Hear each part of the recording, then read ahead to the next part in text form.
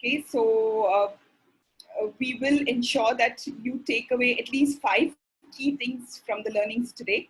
Okay, so once we are done with our slides, we'll open up for question and answer. In the meantime, if you come up with any questions, please use the chat window and keep typing your questions onto it. Do not get worried if we run out of time. You can always use our email IDs to write to us or call one of us, and we'll be more than happy to respond to all your queries. So let's get started. Okay, so why this topic is so essential for us, right? Before that, I would want to share with you about us. What is KELP HR all about?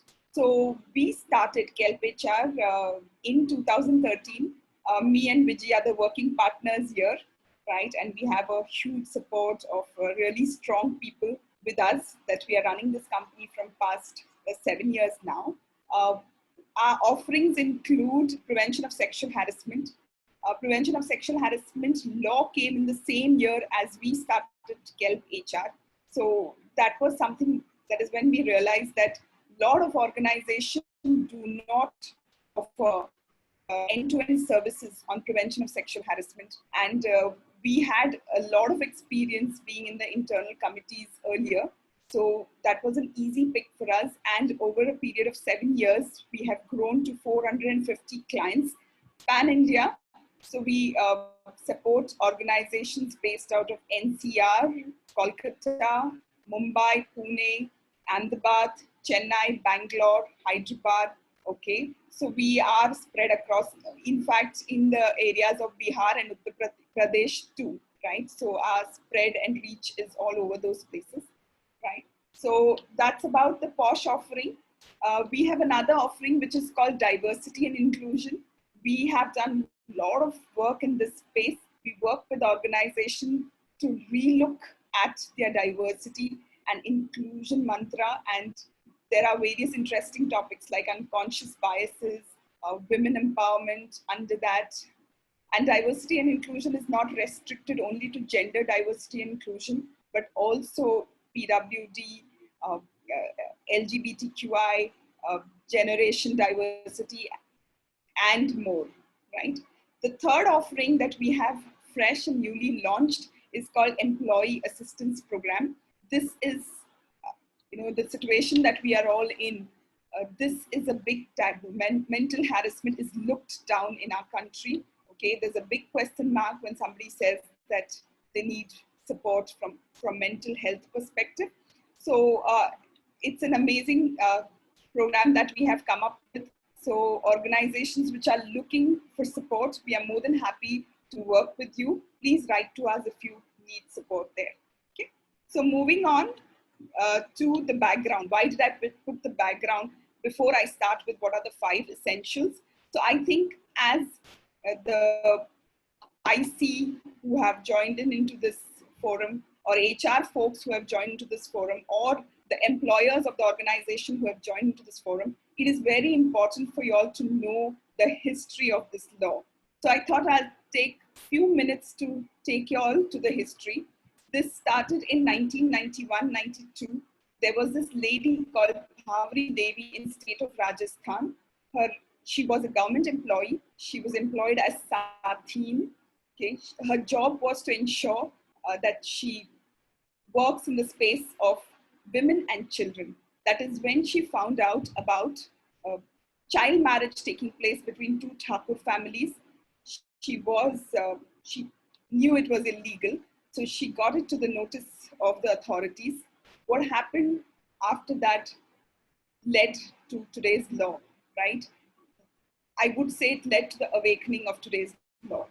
So that did not go really well with the senior or the high caste people in that community, in that area. They were very furious that how can a woman complain against us? Okay, so she had reported about child marriage happening between 2 high caste community families, right? So they were very, very angry. They gang raped her in front of her husband. It was a very, nerve-wracking incident, or very sad incident in the history of our country, right? So she was left alone there. A lot of authorities did not support her, but there was an NGO called Vishakha which stood beside her, ensured her FIR was registered. Her FIR was initially not registered, but then it went on. Her case went to the court. In lower court, she was humiliated further by asking her varied questions, by putting defense which was questioning the humanity, right? But Vishakha NGO stood beside her and took the case right up to the Supreme Court. Finally, in 1997, she got some relief. And during that time, Supreme Court released a judgment which was called Vishakha judgment. With that came Vishakha guidelines. Organizations across were required to have an internal complaints committee within their organization. Now, please understand, this came in 97, right? And it was mere guidelines. It was not law. Not many organizations followed it. Few organizations I knew followed it were those which had some multinational buyout, takeover happening, but otherwise it was not at all looked at, right? I have been an HR person since 1997. Till 2008, I did not know that such guidelines were there. Unfortunately, there was another horrid incident in our country which happened in 2012, which we all remember as Nirbhaya, right? So it was another horrid incident which was a big milestone for this law to come by. Exactly a year after Nirbhaya, because that awakened the government, and government realized that we need to do something for women's safety and security, and not only at workplace but across. So they came up with this law which is called the Sexual Harassment of Women at the Workplace Prevention, Prohibition and Redressal Act 2013, right? There are a lot of questions raised on it, that why is it only sexual harassment for women, right? Why are men not covered? There are a lot of pushbacks that happen for it, right? It's a big debate, it's a long debate, and we'll get to it sometime later, right? I wanted to share this history with you to set the context that now you as an employer, since 2013, there are few things that you have to do. What are those few things, right? These are the 5 essentials of being compliant to this law. What are those? You have to ensure you have a policy. You have to ensure you have an internal committee. You have to ensure that you create awareness. You have to ensure you have a posters put up, okay? And you have to ensure you do annual reporting. These are the 5 essentials of being compliant. These things, okay, go a long way in implementation of this law. So any organization which has 10 or more employees, mind you, I'm saying employees, it is not women only or men only and all that, because I get a lot of questions that I have 10 men. So why should I implement this act or this policy in my organization?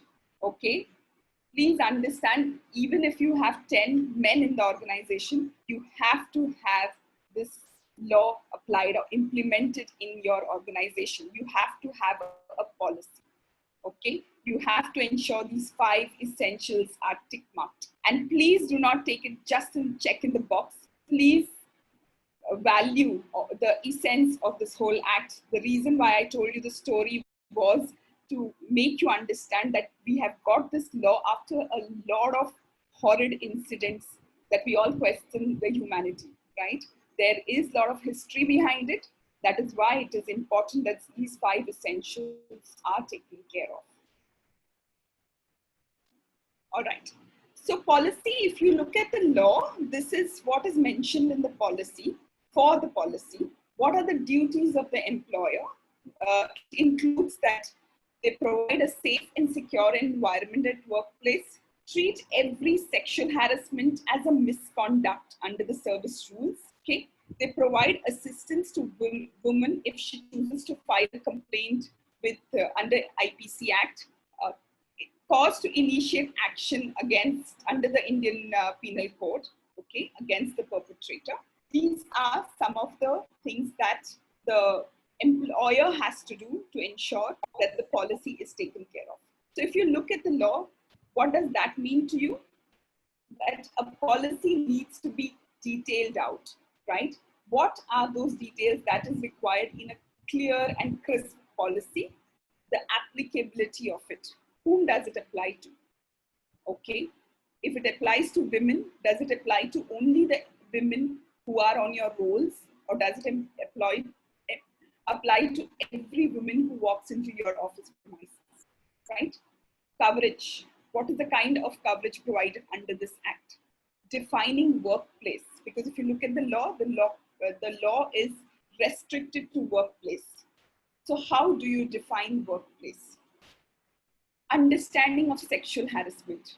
There is a big question mark about what people understand about sexual harassment. So does your policy clearly and distinctly speak about sexual harassment? They make people understand in simple language what is sexual harassment and how do you recognize it. One of the questions that is asked is around this, that how do I recognize, I don't remember the name of the person. The person has asked us that how do I recognize if I am being sexually harassed? This is a great question, because many a time we do not know. We feel uncomfortable, but we are not sure if we are sexually harassed or not, right? So it is a responsibility of employer to spell it out and create awareness. So coming back to the policy needs to be very clearly spelled out with as many examples given about sexual harassment, right? How to complain and its details. A lot of times, I don't know why employers shy to not mention clearly how can a person approach internal complaints committee. There are myths or misconceptions that if we speak loud about it, there'll be more complaints coming in. Trust me, these are those employees who are worried that there are complaints and they are sitting on a ticking bomb, right? So please clearly call it out where it has to be reported. Okay? Outlining the IC. Who are your IC members? Who are the presiding officers? What are their contact details? Who's the external member who's part of your IC? Their roles and responsibilities needs to be clearly called out in the law. Okay. What are the practical difficulties in the law? Of course, I had asked this question to one of the LC members few months back, that ma'am, there are so many gaps. LC member is a local complaints committee member based out of Mumbai. So I had met her in one of the forums, and I asked her that, ma'am, why there are so many gaps in the law? I mean, why can't we sit down and, iron it out, list down all the concerns, and then we are sorted? So she gave me a very, very beautiful example. She said, Smita, we got a constitution in 1950s, and we are still struggling with it. This law is only 6-7 years old. So please run with it, okay? It will take time to get ironed out, right? Which I thought made sense. Yes, maybe we need some really good policy makers who has an all-rounded experience to be able to call it out. Okay, but our nation is evolving and I completely trust on its evolution. So I will give them that time to evolve, right? So what are the difficulties in the law? Having a separate policy of sexual harassment at workplace with COBC. A lot of organizations used to club sexual harassment under the Code of Business Conduct or their workplace harassment policy. When the law came in, we had to actually struggle to make it separate, right? To distinguish the two separately. The grievance redressal should be kept separately, and the sexual harassment law policy should be kept separately. So till now, till today, I have that struggle, because if it is an international organization, an organization whose parent company is a US or a UK based or any European countries, okay, they always push me back saying, Smita, but our global policies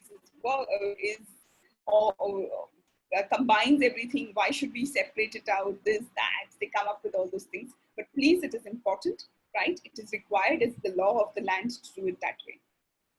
Having service rules and making amendments to it. So have clear-cut service rules. A lot of people do not have their service rules. It is a good time for us to sit down and make our service rules, disciplinary policies, code of business conduct, right? It is important to have one.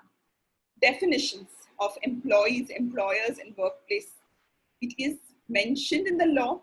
We have to understand it well ourselves, understand the organization, right? And detail it out. There are times when it is not really clearly understood, and there is a lot of confusion in defining employees, right?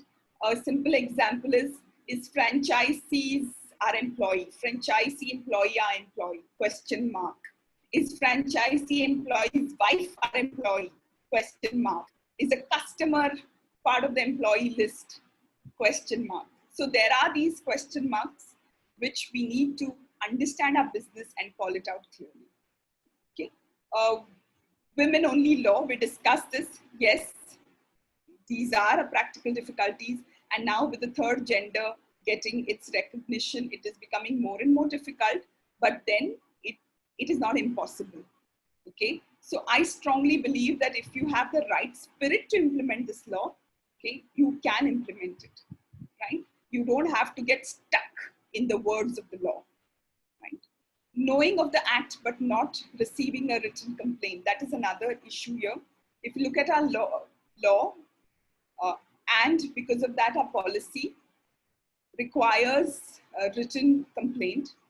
Unfortunately, there are times when we get to know about a complaint, but the victim is not ready to write it down. So yes, so anonymous complaint was earlier an issue, but fortunately after a particular case that came up, the Arunab Kumar's case that came up, it got resolved, right? We have a case law for it. Recommended practices. So there are recommended practices which we believe in strongly are gender neutral policies, okay? Lot of organizations follow gender neutral policies and we strongly believe in having one, okay? Independent and credible ICs, okay? Having an independent and credible ICs, and ICs should be an autonomous body, okay? ICs cannot be somebody who are reporting to the employers. There are, maybe it is not spelled out, but many a time these ICs report to their employers. So very clearly, these things should not be there. They should be empowered, right? It should be a simply crisp written policies. They should easy access to the policies important. It should be supported with examples, FAQs, and appellate authority should be called out in the policy. So these are some of the recommended practices of having a crisp, clearly written policy. Okay. Moving to the next slide. Awareness. Okay, awareness is the second point which is most important. In the second most essential for the compliance. What does the law say? Duties of employer. Every employer shall include organized work. Every employer should organize workshops, awareness programs, and regular intervals for sensitizing the employees with provisions of the Act and orientation program for the members of internal committee in a manner as may be prescribed. What does that mean to us? The employers have to ensure that every employee is aware about organization's stand on the law, understanding of SH, clarity on working of IC, their role as employee witness managers. Very, very important that how effective are you conducting your employee sessions. Now, let me take you to an example which happened, right? One of our cases, okay, reached the second level where the State Commissions of Women had called us to understand that the victim had escalated this case saying that she was not happy with the outcome. The outcome was that the particular case that she had made could not be proven. So when we went there, we realized the first question that is asked to the employer, to the victim is that did you know or do you know about the sexual harassment policy and law of your organization? What kind of training programs did you attend? Okay. And if the complainant says negative, that she does not know about it, then we were asked that tell us what kind of effort did you make to ensure that the employees are made aware about the policies and about the law. That is when we realized the importance of creating effective employee communications or employee sessions. Yeah, if it is negative, then you are facing the music, right? So please make enough and more effort for creating employee awareness and make it very effective.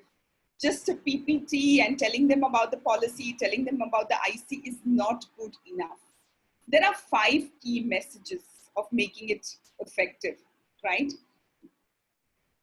So moving to the next slide, while I'll share with you what are the recommended practices, but let me share with you what are the practical difficulties the organizations face. Being able to scale the awareness program in larger organizations is an issue, right? We deal with organizations which are 35,000 employees, 50,000 employees. Conducting programs for them across pan-India is difficult. Not having an SME to conduct an awareness. Most of these organizations get their HR members or employee engagement team members or the legal members to conduct this program. Half of them are not very clearly aware about the policy, about the law, its effectiveness, the do's and don'ts. They themselves have read up and understood it. So if you're not having an SME conduct these programs, you're giving them something, but it is quite half-baked, okay? And half knowledge is quite a dangerous knowledge to have, okay? Pushback from employees. It's not, excuse me. It is not an urgent need for an employee to attend the program. They have their day jobs and they really don't want to go through a sexual harassment training program. So, and unable to use the unique methods to explain a very unique concept. They are not, a lot of organizations are unable to do that. Okay. Recommended practices. What are the recommended practices?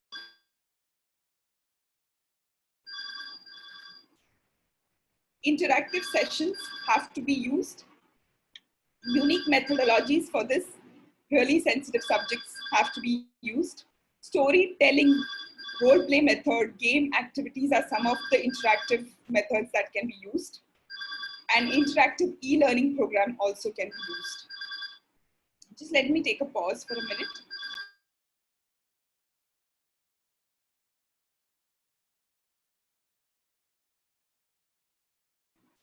So I was telling you about 5 key messages that can be delivered during these programs are: what is sexual harassment? How do you recognize it? What is your role as an employee? What is the employer's role? How do you deal with it if you face such a behavior? What is your role if you are a witness? That's it. But how do you make it creative? How do you make it impactful? And how do you give that lesson that it remains with them all their life? Okay. These are some things which is very, very important, right? There are so many things that can be done using all these methodologies. Some of them we are very proud in KelpHR of using it. See, all our clients themselves have given us so many ideas that we have created various methodologies. During the lockdown period also, we are very strongly using these methods, right? Webinars. In fact, today in the morning, we did a webinar and we got a feedback that maybe a face-to-face conversation wouldn't have been so effective, that how effective our webinar program was, right? So I encourage all of y'all to go through the KelpHR website. We have a role play show reel, which we can send a link to you and you can look at it. Okay, there is an e-learning program that we have. Screenshot of it is put up here. Okay, you can have a look at it, how interactive, it's game based, right? There are games that you have to, there are examples that you have to look at, right? So these are some very important things that you can look at. Okay, moving to the next slide. The third most important or essential of being compliant is having a strong IC committee. You have to ensure you constitute, you train, and you empower them, right? What does the law say about it? If you look at it, under duties of employer, provide necessary facilities to IC, assist in securing attendance of the witnesses, respondent is employer's responsibility, okay, and giving, ensuring that they provide all the information that is required for IC to function for redressal is their responsibility. So what does that mean? Employers have to ensure that they constitute IC for 10 or more employees. We discussed about it. IC has to be trained to understand their roles and responsibilities. Please understand, these are for the people, by the people, right? They wouldn't have dealt with such similar situations earlier. So it is employer, because they have been picked up as the most credible people within the organization. So it is employer's responsibility to ensure that they strengthen them or build a capability for them. Okay? Employees have to ensure that IC have facilities to run their IC work, like conducting an inquiry, they have a safe and secure or rooms. There are times I know where ICs do not have within the organization, or they are not confident of conducting within the organization. Employers provide facility outside of the organization too. Okay? Employers have to ensure IC is supported by getting respondents, witnesses, attend IC cases, case proceedings also. Okay, so while IC summons them, employer can assist them to get the attendance. Okay. What are the practical difficulties in the law because of this? The external member do not have enough experience. In our experience, we have seen that because there are NGO people who are recommended, NGO people who may be dealing with environment work, but if you push them to handle IC women related issues, okay, they get stuck. Okay, they found themselves in an unknown zone. So please do a thorough validation of people or reference check of people whom you are employing as part of your external member. Okay, IC members confuse their role. There are times when they get aggressive, they become fact finders or investigators. Okay, they confuse with their role, they become aggressive, they ask questions which they are not supposed to be asking. Okay, so that is a big challenge. Women senior leaders are very scarce in the top level. Gets very difficult because if you look at the law requires 50% of IC composition should be of women. So minimum people required for IC are 4. So that means 2 senior people have to be women. So they get stuck. It is required that a good gender balance is maintained. Credible seniors on top are very few, hence rotation is a challenge. So every 3 years, you have to have a new set of IC. Now, organizations do not have very senior people on the top who can be rolled over, so they get stuck. And same people are made to become an IC member again and again, right? That becomes a challenging state. And day jobs of people really take, senior the people, the day jobs take a lot of their attention. So when there is a work on IC, maybe a prevention or prohibition or redressal work, it gets difficult to coordinate times between all the IC people. So these are some of the practical difficulties, right? What are the recommended practices? Ensure you have a strong and balanced external member who can connect with the culture of the organization. Very important. There is a big gap if there is a culture gap, right? Please ensure that you hire somebody who understands the culture of your organization, right? Do not have people from 2 different planets sitting on IC, then it will be a big challenge, right? If there is a culture misfit. Ensure gender balance in the organization, right? Because we need women on IC. not only for IC, but also to create diversity in your organization. It is important that you look at your gender imbalance. Ensure most credible people are part of IC. You wouldn't want anybody to come into IC and say, oh my God, but I don't trust this person, so I'm not sure if I would want to have a conversation. So please ensure you have the most credible people within your IC, right? And trust me, if you do not have most credible people in the IC, then the cases also won't get reported.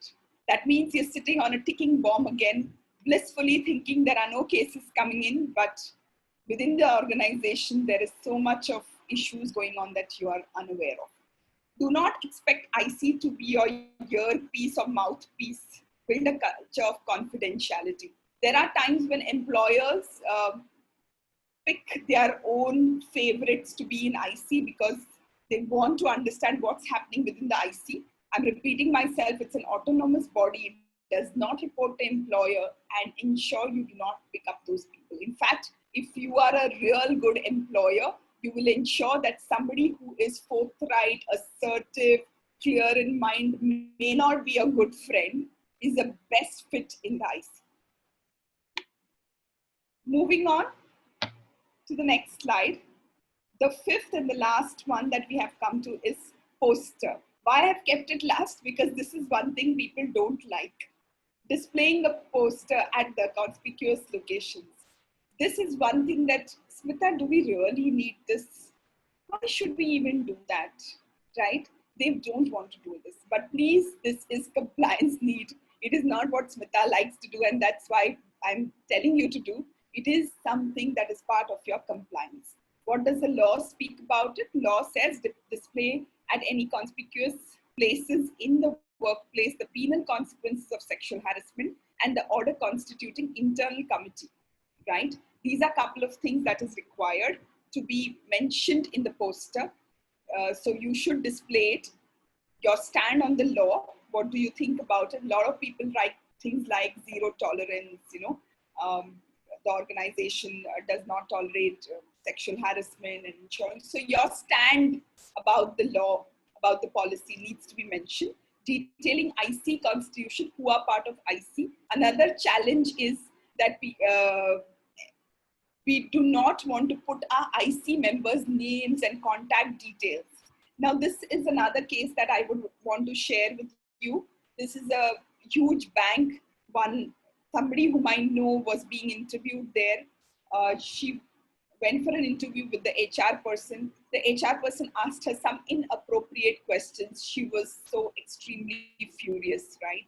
When she gets out, she scans through and there was no poster put up there. She creates a big hue and cry about it, writes to various places, and finally gets to know whom she could report to. Imagine a situation where if you had put a poster there and there was an IC member's name and number there, she could have immediately reported it and it would have been settled there and there, okay? While the investigation would have taken place, but then a heartburn would have reduced. So it is important that the reception area should have a poster, because people walking in and walking out for interviews, your vendors, your visitors, would not be able to see a poster which is maybe in your washroom or canteen, cafeteria area, right? So a reception area is a good area for you to put it up. Your intranet or internet, even on internet, there should be a resources where these posters should be put up. I recommend that very strongly, and penal consequences should be put up there. Some of the practical difficulties of the law is aesthetics. As I mentioned, people are really worried that how a poster will look. My reception is so tastefully done. I don't think we have scope to put a posh poster there. But please, this is a hygiene issue. You cannot brush it off. Are we over communicating? That is another question I keep getting from my clients, that putting up poster, we just saying that there is sexual harassment complaints and people should be reporting it. Even if they don't have it in their mind, they will just get it for the sake of it. Are we over communicating? Please understand, it is not easy for anybody to make sexual harassment complaint, and nobody makes it for fun, right? If somebody is hurt, somebody is pained, then only. I do not say, in the same breath I'm saying, I do not say that does not mean malicious complaint does not come up. They do come up, but if you look at the percentages, you can count it on your fingers how many malicious complaints you would have encountered, right? IC members' names and numbers should be displayed. Please put it up. I know people push it back saying it's a privacy issue, right? That is another challenge that we come up with. Non-attractive poster beats the purpose. I've seen posters with a lot of content on it, and things, your crux of your essence of the poster gets beaten, right? So please avoid such posters too. What are the recommended practices? Have interesting posters with key messages. Have it there where you have maximum footfalls. So that reminds me of another organization that I support. It's an organization, it's a restaurant kind of an organization. So when I recommend posters to them, every QRM, my quarterly review meetings, I ask them, have you put up posters? So they push me back saying, but the other restaurants, have you ever seen a poster of sexual harassment in another restaurant? So I push them back and say that why can't you be the person or the organization which is starting to do it? Why should we see what others do and then follow? Why not be the leaders? So that is my pushback to them, but I'm still having that debate with them to put a poster. They have yet not put it up, but I strongly recommend that we should do it. These are some of the poster samples which are available. If you look at it, every poster has what does SH mean, who are the IC members, the penal consequences are mentioned here. Okay.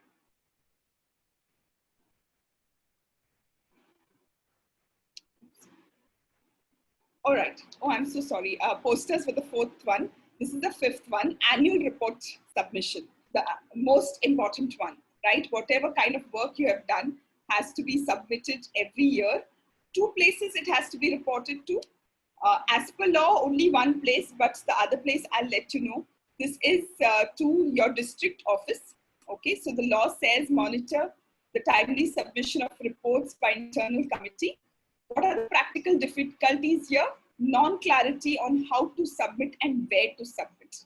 What is the template like? What should be mentioned? Like yesterday, I was in a conversation with somebody and they said, okay, now we submit, we just finished a case, right? So the question was, now to the district office, I have to submit the entire report of the case that we handled. So I had to, counsel them and tell them, no, you don't have to submit the report, the entire report. You have to just mention the number of complaints. Not even the names of the people needs to be reported.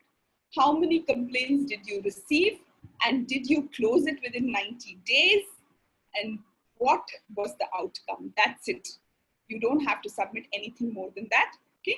The problem, another problem or difficulty is that every state has their own procedure. Now, a company which has multi-locations are constantly worried that if in this state I have to submit in this fashion, in that state I have to submit in a different fashion. So yes, have patience with this law. I am looking forward to it getting centralized at some point of time, and IT, information technology blessing us with that. But please have patience till that time. Recommended practice is that ensure you submit to the district office by January of next year. So January 2019 to December 2019 report should have been submitted by January 2020 to your district office of your individual states where your offices are. Okay, I strongly recommend that. There is another place where the report goes is your financial report, which the finance person of your organization handles. It's the same report which you submit. Part of it also forms a part of your financial report. Okay. I don't know if you can see this, but this is the annual report template. It is also available on our KELP HR website. There is a detailed blog on it too. Please go and visit www.kelphr.com, where you can download the template, where you can look at, review the blog. There are some notes that you can use it. I'm very proud to share with you about the store at KelpHR. So organizations can actually go online and buy products. You don't have to wait to speak to a Smita or a Viji or a Gomiti or a Kurunji to understand what are the services and how they can be used. You can just log into our website and check out the various things. So these are the offerings that we have. Just go ahead, click on buy what you want to buy, right? If I'm very proud about this whole thing. Viji has played a major role in getting this up and running for all of you.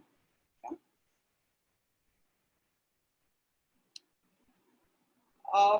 Questions. All right, I'll start with these questions. Viji, do you want to add anything before we go to the questions? No, I think, Smita, we are getting a lot of questions. I'm also answering some of the questions on the chat while we speak. So I would request you to get started with the questions. All right. The first question is how to tackle harassment complaints on staring, especially when there is no evidence. How to tackle? That's a good question. First of all, admit it. That's fine. It is sexual harassment. If somebody is complaining that a person is being staring at me, it is sexual harassment. Try and get as much of evidence. Generally, if the staring has been continuously happening, then you would have witnesses. But unfortunately, if you do not have witnesses, you can also look at cameras if you have within your organization. If you do not have cameras, I'm sorry, my friend, very difficult to prove. You will have to close the case saying cannot be proven. But trust me, that itself is most important stick for anybody, and they'll stop that behavior. Basically, what we have to do is ensure the behavior stops, and getting it to IC only, I'm sure the person who's been behaving inappropriately will stop the behavior, right? Posh is in a startup with less than 50 employees. Add a point, yeah. So the other, on the staring point, I think encourage the complainant. In case you don't find any complaint at all, I think the employee should go to the person and look at them back and ask them, hey, why are you staring at me? Right? I think doing this 2 or 3 times, and also get the complainant to write a written message, email or SMS to the person saying, hey, we had this conversation. I don't want you to stare at me again. I think recording it on email, that itself becomes a proof. And once more, if he's not going to reply or do anything, and if he's going to repeat it again, ask her to send it once more, and these things become a proof by itself, evidence by itself. And with that, we can go and take action. Or there was another lovely case where we had another HR who played a beautiful role. The HR silently took her laptop and went and sat along with the complainant. She said, and next 2 or 3 days, she was just observing what this person was doing, the harasser. And she noted on all the instances of staring. She said, now I'll be your witness. You can go ahead and raise your complaint. She gave the courage. So I think these are some of the ways that you can go ahead and tackle staring without evidences, or other instances without evidences as well. All right. Amazing, Viji. I think yes. Speaking up, encouraging your victim to speak up, say no. That falls under, prevention, and please encourage that. Posh, in a startup with less than 50 employees. I don't know what's the question, but I assume that the question is, yes, you have to have a Posh. If you have 10 or more employees, you have to have a Posh. I don't want to call it Posh, but I would want to call it IC committee. You have to have an IC committee. Okay. I know it is less than 50 employees. Even if all 50 employees are men, still you will have to have an internal committee and register it. Okay. How do I know if I'm being harassed? This is the question I was mentioning. I think this is one lady who asked this question. You have to ask yourself 3 questions. Did I feel unwelcome at a particular behavior? Did I feel impacted at a particular behavior? Okay. Was it sexual in nature? Right? If all these three ticks are there, then it is sexual harassment. If you're feeling unwelcome and if you're impacted, then it is harassment. So ask yourself these three questions, okay? And I think you should have an answer for yourself. Okay, what would be the timeline to close such kind of cases? As soon as IC gets the case, 90 days is the timeline to close a case, right? You cannot exceed that timeline. Please close it within 90 days. What are the tips to ensure that misuse of provisions and policy does not happen while we have to strive for effective implementation of POSH? Ensure these 5 essentials are followed, right? You have a very strong policy, have a strong IC community, have a strong awareness program. In posters mention about penal consequences. Please understand, malicious complaints come, but the number are like so skewed that it is almost negligible, but do not neglect it.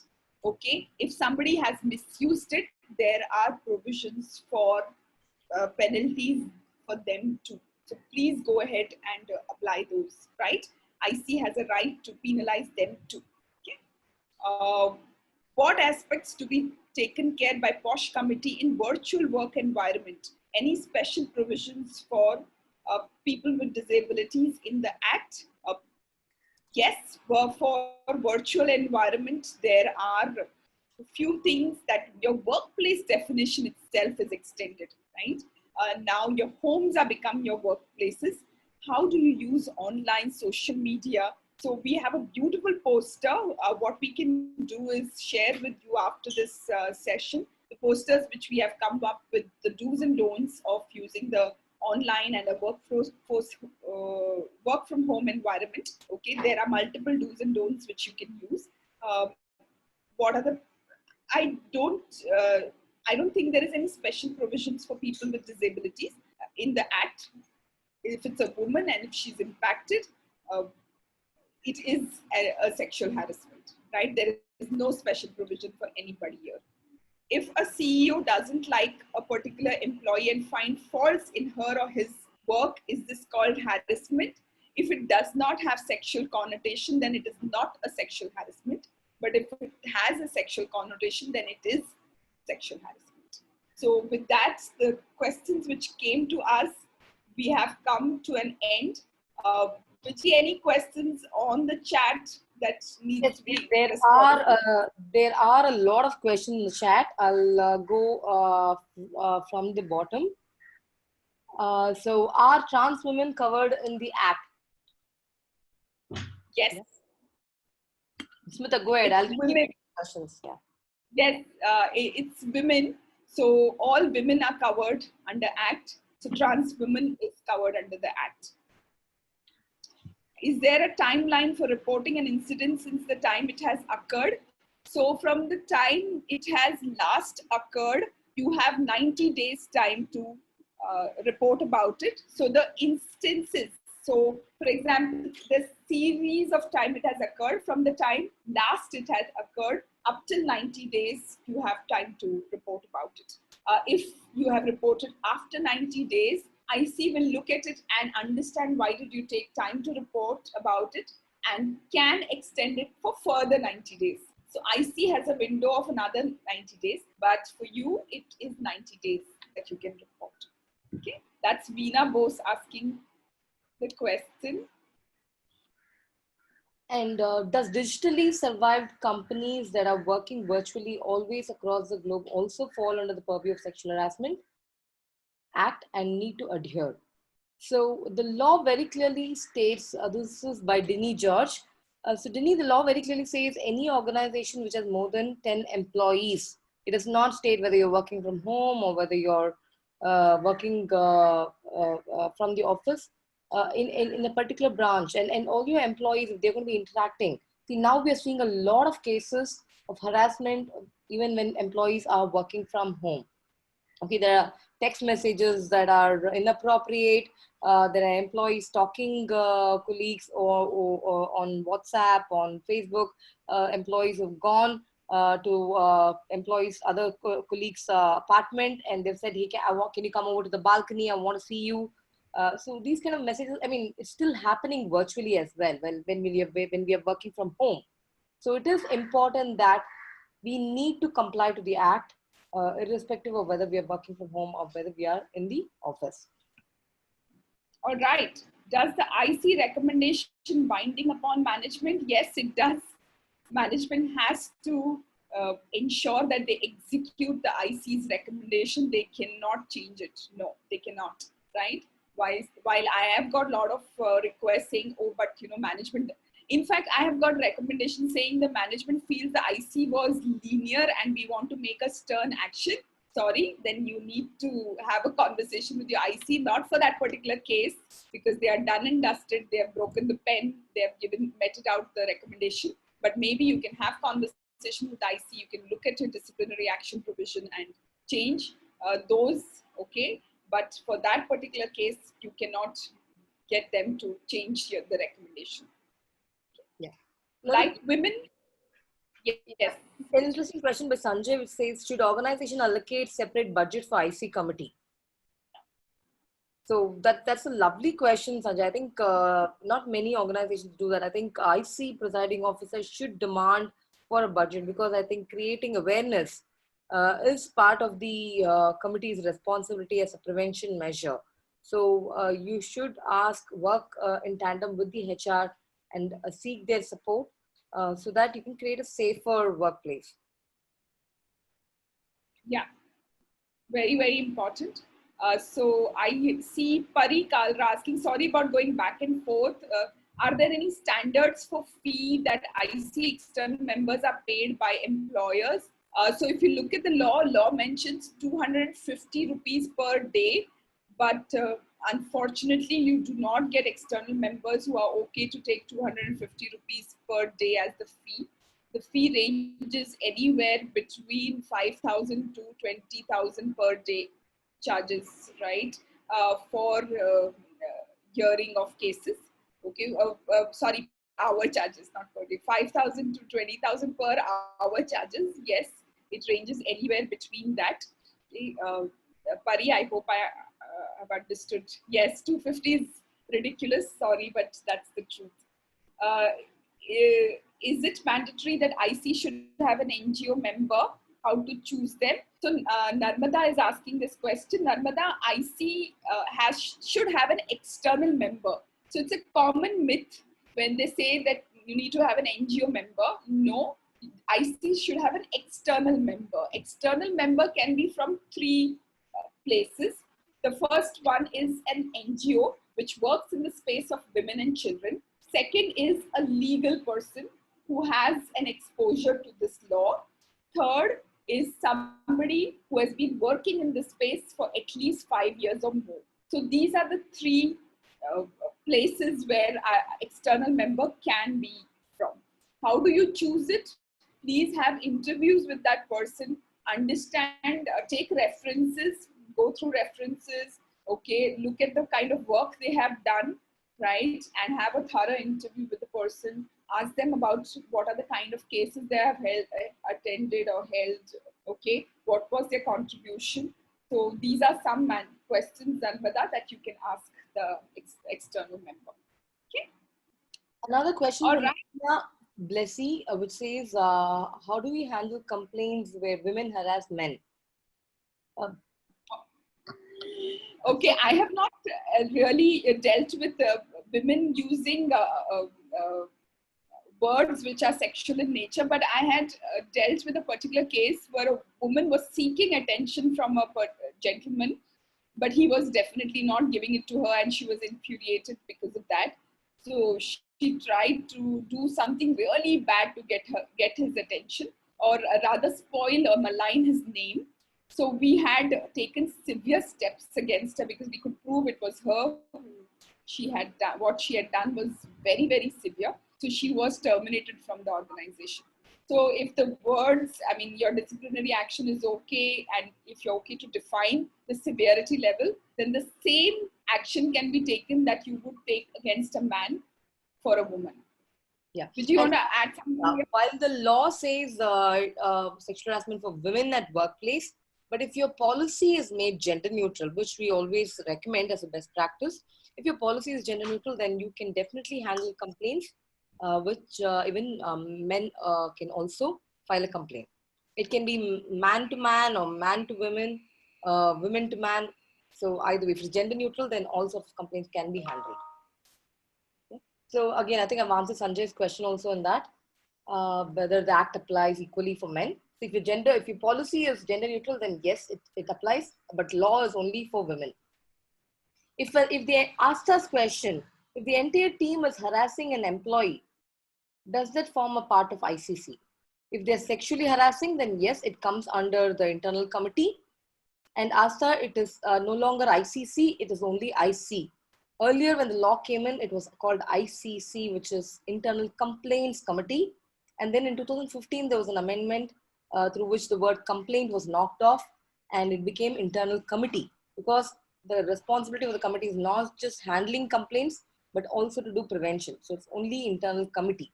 Yeah. So yes, if they're sexually harassing one particular employee, then definitely an action can be taken against all the others, and depends on the gravity, you will have to investigate and handle it. There and vice versa also. One person harassing multiple people, that can also be there, right? Yeah. Dini George is asking, is there a government body that audits organization to check and verify if companies compliant to Sexual Harassment Act, as it is a mandate for organization with 10 or more employees?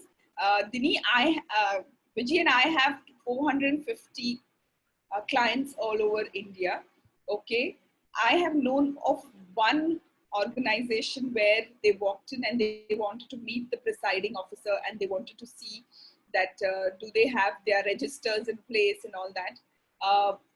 We are very sparsely populated, or we do not have enough people in the government body to do that.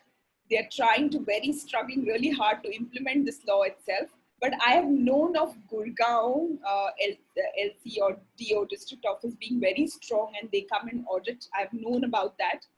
But other places, it is not yet started. In fact, we were trying to work with the government officials if we can help them in any way.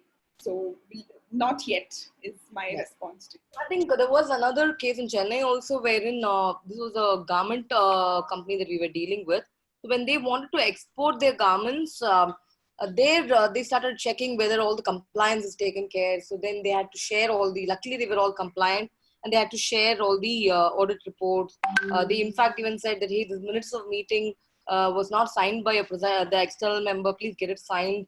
So at that level, they were auditing. So it can happen randomly, or when there is a requirement of exports, or if there's a complaint from some employee who can write to the Ministry of Women and Child. Even those things, ministry can also decide saying, hey, we want to come and audit your organization.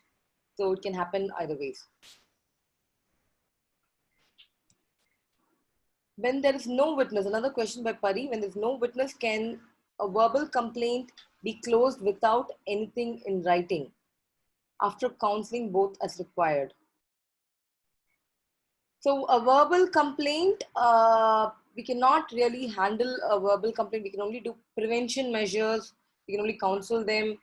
We can sensitize them, that kind of stuff. But in order to go ahead and give a punishment or a recommendation, in order to do an investigation, then you need to have a written complaint. Because please remember, this internal committee has civil powers.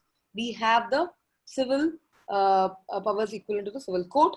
And any court will not hear anything without an FIR being filed or without a written complaint. So similarly, even we cannot handle without a written complaint.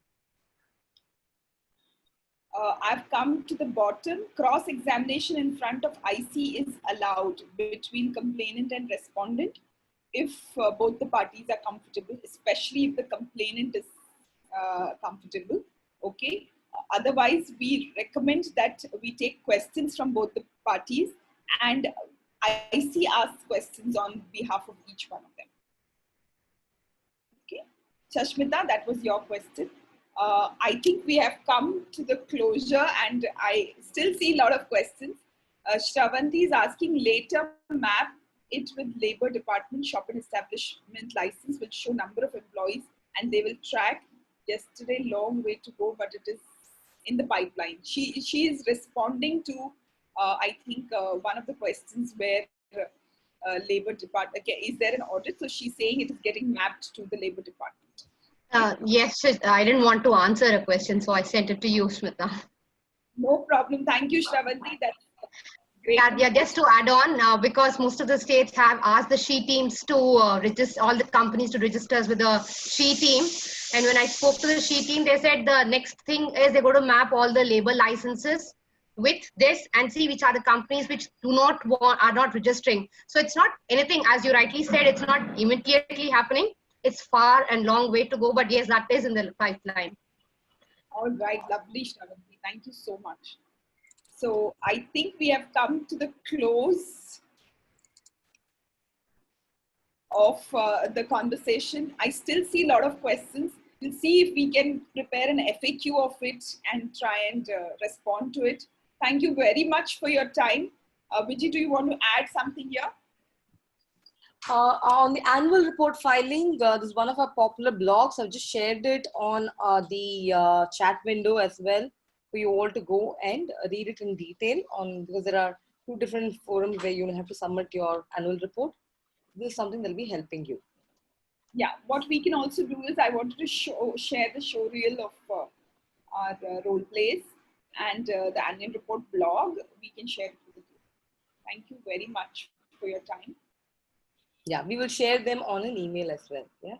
Any other questions, feel free to write to us, smita@kelphr.com, SMITA, or viji@kelphr.com. So feel free to contact us. We are more than happy to help you.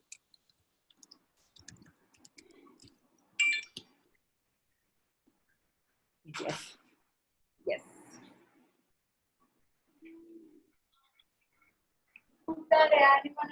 Thank you. Thank you all. Thank you all. Thank you so much. Sure.